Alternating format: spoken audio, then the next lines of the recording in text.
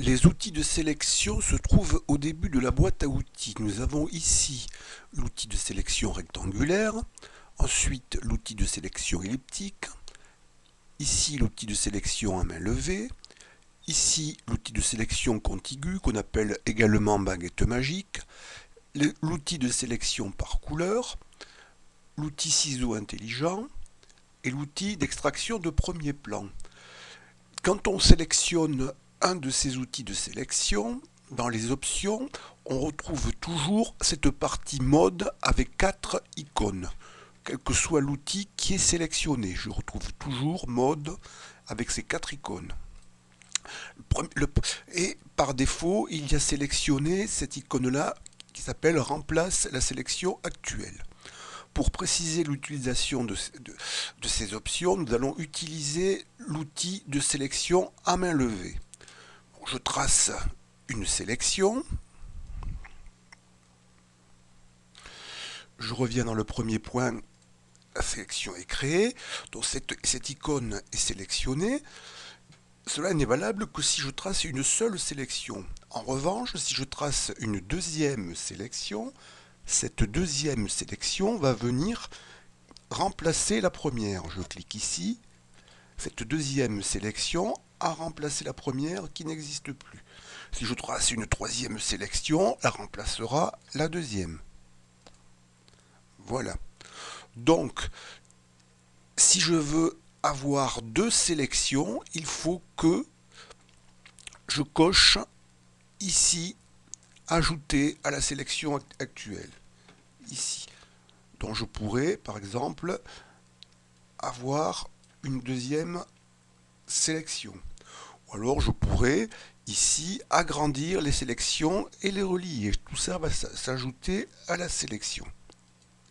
Voilà. Si je veux désactiver une sélection, je vais dans le menu sélection et je fais aucune. J'active à nouveau l'option par défaut. Je trace une sélection. Je vais maintenant diminuer cette sélection, enlever une partie de sélection. Donc je vais cocher ici soustraire de la sélection actuelle.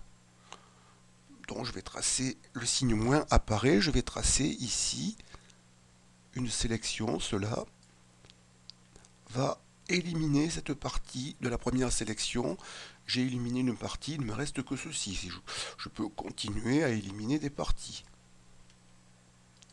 Voilà. Donc je fais sélection aucune pour désactiver. Je coche par défaut mode. Ici, remplace la sélection actuelle. Je trace une première sélection. Voilà. Et je vais tracer une deuxième sélection, mais auparavant, je vais cocher la dernière icône intersection avec la sélection actuelle. Je trace ici, il ne restera que l'intersection. Quand je fermerai ici, il ne restera que cette partie. Cette option est très rarement utilisée. Sélection aucune. Bon, donc pour tracer une seule sélection, je coche remplace la sélection actuelle. Si je veux ajouter une partie à cette sélection, je coche cette icône-là. Voilà. Si je veux retirer une partie à la sélection, je coche cette icône auparavant. Voilà.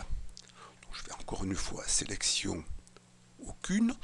On peut bien sûr combiner plusieurs outils de sélection. J'active par exemple l'outil de sélection rectangulaire. Par défaut, je laisse remplacer la sélection actuelle.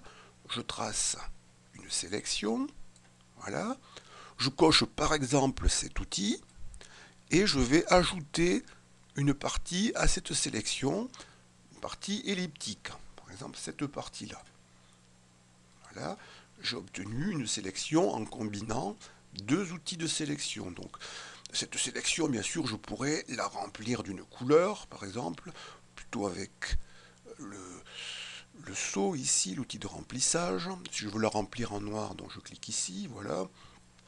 Je peux bien sûr la désactiver en faisant sélection aucune. Bon, il y a d'autres vidéos qui détaillent les outils. Une vidéo qui détaille l'outil de sélection rectangulaire et l'outil de sélection elliptique. Une vidéo qui détaille l'outil de sélection en main levée ou lasso.